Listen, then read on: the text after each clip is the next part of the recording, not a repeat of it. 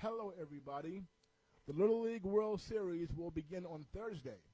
Recently, I had the chance to speak with Seattle Mariners manager Lloyd McClendon, who way back when played on an all-black team out of Gary, Indiana, the hometown of the Jackson Five.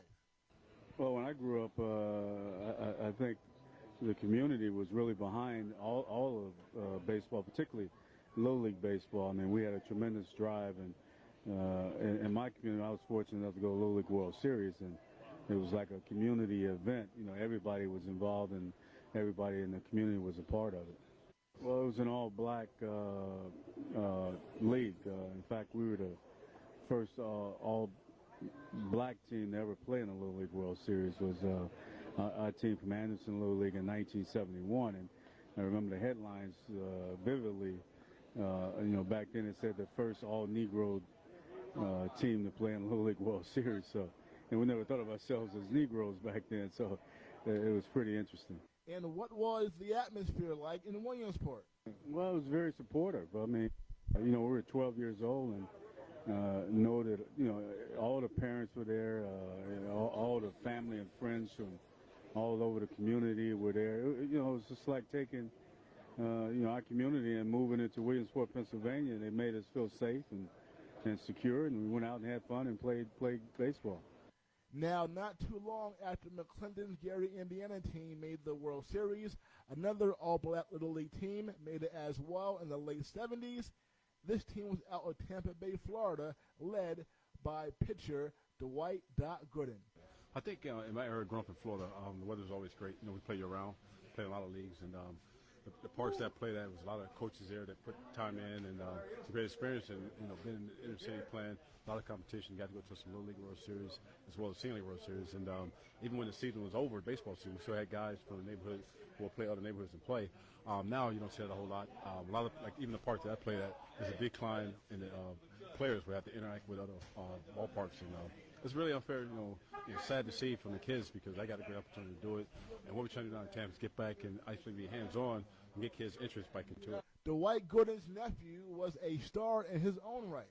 Former Major Leaguer Gary Sheffield, who finished his career with 509 home runs. Gooden's sister is Sheffield's mother, and the two are actually just 4 years apart and grew up under the same roof. A few years after Doc and his boys made the Little League World Series, Sheffield and his crew out of the same Little League made it back to the World Series in Williamsport. This is Sheffield. Well, I think it was more so our neighborhood. We followed guys. My uncle was like a legend in Little League and growing up. So we always, followed my uncle, and he used to educate pretty much the whole neighborhood about, all the black players in the league, and so that got us involved with it, and we followed Hank Aaron, and coming up, we used to always, in the neighborhood, go up to the plate and say who we are, Hank Aaron, Joe Morgan, or something like that, and take your hack. So you kind of take that up into your adulthood. How much of that team was African American kids? Well, it was all black. It was a situation where we all grew up together. We all knew each other quite well. We had a lot of pressure on us to win. So, all through Little League and back in the day, those guys was going to the World Series and winning it. So, we had to go and follow that feat.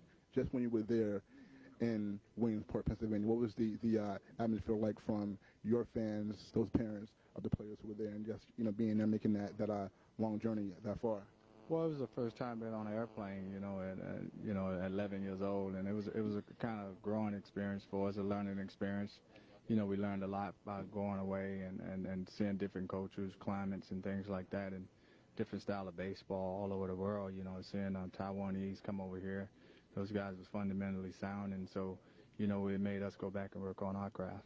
And finally, back to Uncle Dwight, who tells us about his experience at Williamsport.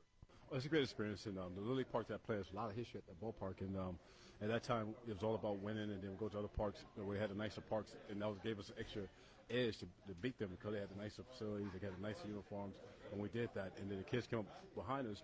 We always went out there and worked with those kids and talked to them all the time. We put back in, and that helped them as well develop. And also that experience I got as a Little Leaguer going to high school gave me a good edge when I came up to the majors because I had some experience, even though it was Little League, but going through the big crowds and expectations definitely help. All right, folks, this is Samori Benjamin, and that's sports.